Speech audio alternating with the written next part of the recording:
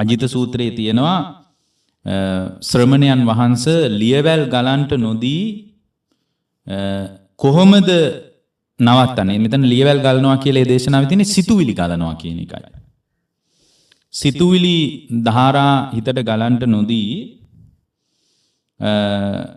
කොහොමද මේ Tamanගේ හිත පරිස්සම් කරගන්නේ කියලා අහනවා.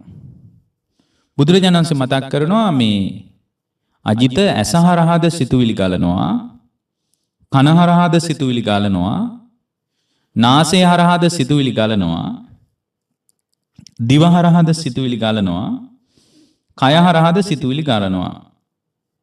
එතකොට මේ සිතුවිලි ගලන්නේ ආයතන 6 හරහා. අපි ඒවට කියනවා සංස්කාර කියලා.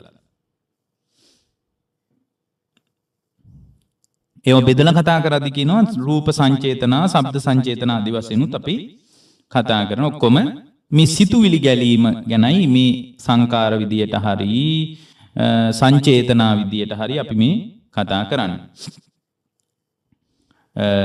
බුදුරජාණන් වහන්සේ මේ විදියට මතු කරද්දී ඒ කියන්නේ ඇස හරහාද කන හරහාද මේ විදියට ලියවැල් ගලනවා. මෙතන ලියවැල කියන වචනින්ම පාවිච්චි වෙලා තියෙනවා. නමුත් මෙතන අපි තේරුම් ගන්න ඕන සිතුවිලි කියන එක. එතකොට අහනවා මේ හොඳයි මේ සිතුවිලි ගලන එක තුල පිහිටක් හදාගන්නේ කොහොමද? දැන් ඔබ වහන්සේ කියනවා මේ සිතුවිලි ගලන එක තමයි අවුල.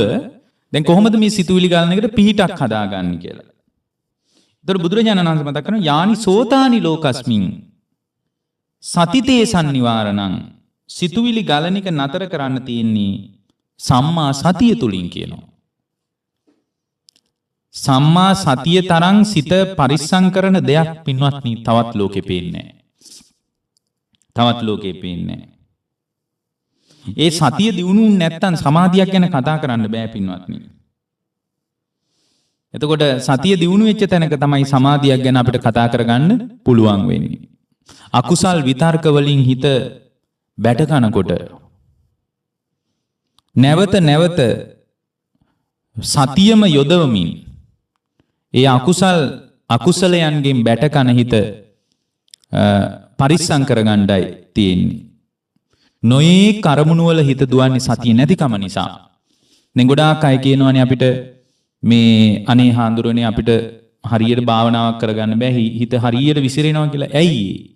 ඒ සම්මා සතිය නැතිකම නිසාම. අරමුණු වල එල්ලි ඉන්නේ සතිය නැතිකම නිසාමයි. අතීත අනාගත සංඛාර අනුව අපි ගනුදෙනු කරන්නේ සතිය නැතිකම නිසායි. බලන්න හැම තැනකදීම තමාව පරිස්සම් කරන කාර්ය සතිය කියන ස්වභාවයේ මත දායාද වෙනවා. සතියට ඒක ආйти. ඒ නිසා අපි හොඳට තේරුම් ගන්න ඕන මේ සතිය යොදාගත්ත තැනක තමයි මෝහාන්ධකාරයේ බිඳිලා යන්නේ. අයි සමාධියේ ඉපදිලා මෝහාන්ධකාරයේ බිඳින්නේ එතනයි පින්වත්නි. අපේ හිතේ මුලාවක් පවතිනවා. මේ මුලාව ඉවත් කරගන්නට හේතුඵල සහිතව ලෝකයේ දිහා බලන්න ඕන කියලා දැන් ඔබ දන්නවා.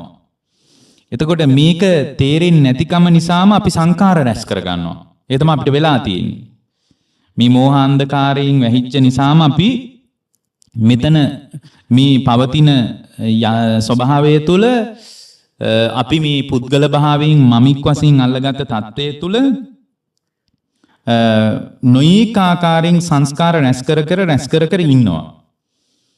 ඒ ඇත්තටම සංකාර රැස් කරන්නේ නම් හේතුඵල වශයෙන් මේක ගැළපීලා එන විදිය පේන්නේ නැතිකම නිසා.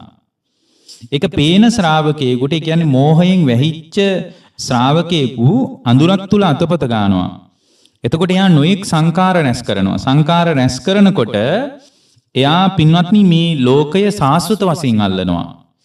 ලෝකේ ඇත කියලා, ආත්මය කියලා එකක් ඇත, මම කියලා ස්වභාවයක් ඇත, මගේ කියලා ස්වභාවයක් ඇත, මගේ ගෙදර, මගේ ඉඩම, මගේ දරුවා, මගේ අම්මා, මගේ තාත්තා කියලා මගේ කියලා ස්වභාවයක් ඇත කියලා සාස්වත වශයෙන් ලෝකය අල්ලනවා. එක්ක නැත කියලා අල්ලනවා. ආත්මය කියලා එකක් නැත, මරණින් පසු උපතක් නැත. එතකොට මේ නැත කියන ස්වභාවය නිසාම යා අමාරුවේ වැටෙන්නේ. නැත කියලා හිතුවට පස්සේ ඕන දුස්චරිතයක් අකුසලයේ පැත්තට බරව කරන්නේ නැද්ද? කරනවා. ඇත්තටම ඇත කියන ස්වභාවය යන්තම් හරි ටිකක් හොඳයි. කෙනෙක් කියන්න පුළුවන් ඇත කියන ස්වභාවයත් මේ බරපතල විදියට පිළිගන්න එක හොඳයි නම් ඇයි බුදුහාමුදුරුවෝ මේ දෙකම අයින් කරේ කියලා. ඇත නැත කියන දෙකටම බුදුහාමුදුරුවෝ යන්නේ නැහැ හේතුඵල වශයෙන් විස්තර කරනවා හැර. හැබැයි බුදුදහමේ තිබුණා මේ ඇත කියන ස්වභාවයේ මත යම් ඒ කියන්නේ අවබෝධයට පොඩි බර වෙච්ච ගතියක් තියෙනවා කියලා උන්වහන්සේ දැක්කගත්තා. ඒ කියන්නේ මරණින් පස්සේ උපතක් තියෙනවා. ඒ කියන්නේ ඇත කියලා පිළිගන්නවා. ඊට පස්සේ සංසාරය කියලා එකක් ඇත කියලා පිළිගන්නවා. එතකොට මේ ඇත කියන එකටම බැහැගත්තොත් ඇත කියන සම්මතයේ තුලම හිටියොත් සමහරට බරපතල විදියට දුෂ්කර ජීවිතයකට ওই ಭಾರತයේ තිබ්බ අත් කියලා මතානුയോഗයේ වට වගේ පිවිසෙන්න පුළුවන්. නමුත් එහෙම ඇත කියන එකත් නැත කියන එකත් පනව ගන්න නැතුව මිය තිබ්බොත් මිය තියෙනවා. අන්න එහෙමයි බුදුදහම අල්ලන්නේ. ඉමස්මින් සති ඉදං හෝති. ඉමස්ස උප්පාදා ඉදං උප්පජ්ජති. මිය උපන්නොත් මිය උපදිනවා. ඉමස්මින් අසති ඉදං න හෝති. මිය නැති කල්හි මිය නැත. ඉමස්ස නිරෝධා ඉදං නිරුජ්ජති. මිය නිරුද්ධ වීමෙන් මිය නිරුද්ධ වී යයි. නිරුද්ධ වී යයි. අන්න ඒ විදියට ශ්‍රාවකයාට ලෝකයේ දිහා බලන්න බුදුදහම උදව් කරනවා. හරියට උදව් කරනවා. ඒ නිසා පින්වත්නි අපි හොඳට මතක තියාගන්න ඕන එක දෙයක්. මොකද්ද? අපි මතක තියාගන්න ඕන පින්වත්නි මේ ඇත කියන තැනක හෝ නැත කියන තැනක නවතින්න නැතුව ඉමස්මින් සති ඉදං හෝති කියන පරයයන් හැම අත්දැකීමක්ම බලන්න. එකක් දෙකක් තුනක් නෙමෙයි සෑම අත්දැකීමක්ම මේ පරයයන් බලන්න අපි පුහුණු කරගන්න ඕන අපේ හිත. එතෙන්ට අපේ හිත ගොඩනගා ගන්න ඕන. එතකොට එතෙන්ට අපේ හිත ගොඩනගා ගන්නකොට අපිට විශාල යහපතක්, විශාල අභිවෘද්ධියක්, විශාල ශාන්තියක් සැලසෙනවා. දැන් මම ඔබට කියවනේ අර ඇත කියන එක තව හොඳයි නැත කියනකටත් වඩා කියලා දෙකම ප්‍රතික්ෂේපයි තමයි. නමුත් බුදුදහම ටිකක් ඇත කියන තැනට වඩා ටිකක් බරව කතා කරලා තිනවා. ඒකනේ පළවෙනි ධර්ම දේශනාව ඊටාම හොඳින් විමසනකොට තේරෙනවා මේ ඇත කියලා හිතපු ශ්‍රමණ සම්ප්‍රදායට වඩා නැත කියලා කියපු බ්‍රාහ්මණ සම්ප්‍රදායේ කාමසුකල්ලිකාණු යෝගී දැඩිව ගරහා කරනවා. අත්තිකිලමතාන යෝගයට එච්චර ගරහා කරන්නේ නැහැ. හොඳට පළවෙනි ධර්ම දේශනාව බලන්න ධම්මචක්කපවත්තන සූත්‍රය. ධම්මචක්කපවත්තන සූත්‍රයේ ඇත කියලා කියපු. ඒ කියන්නේ මරණින් පසු ආත්මීය ස්වභාවයක් ඇත. මරණින් පස්සේ උපතක් ඇත. මේ විදියට සංසාරය කියලා එකක් ඇත. මේ විදියට පිළිගත් අයට බුදුදහම බරපතල විදියට භාගතුනස් ගරහා කරේ නෑ. ඒකනේ කියන්නේ මේ කාමී කාම සුකල්ලිකාණ යෝගෝ ඒ ධම්මචක්කපවත්තන සූත්‍රයේ මුල් කෑල්ල බලන්න. මුල් කොටස කාමී කාම සුකල්ලිකාණ යෝගෝ හීනෝ ගම්මෝ පෝතුජ්ජනිකෝ අනරියෝ අනත්ත සංහිතෝ. අන්න කාම සුකල්ලිකාණ යෝගේ මේ නැත කියන තැනට බැහැගෙන දෙවියෝ විතරයි ඉන්නේ, මහා බ්‍රහ්මයා විතරයි ඉන්නේ. කිසිම සසර කියලා එකක් නැහැ. මරුණාම මහා බ්‍රහ්මයා අතරට යන්න පුළුවන්. ඔය වගේ එකක් නේ ඒගොල්ලෝ කිව්වේ. ආත්මී කියලා එකක් නැහැ. සත්වයක් පුද්ගලයෙක් මරණින් පස්සේ ඇත්තේ නැහැ කියලා නෑ කියන තැන බැහැගත් අය තමයි හොඳට සැපදෙමු. මහා බ්‍රහ්මන් ළඟට යන්නේ. හොත්තට කමු ණය වෙලා හරි කමු ණය වෙලා හරි අඳිමු කිය කන බොන එක විතරම කර අඳින පළඳිනේවත් එක්කම ජීවිතේ ගෙව්වා. ඒතකොට ඒකට කිව්වා හීනෝ හීනයි ඒක.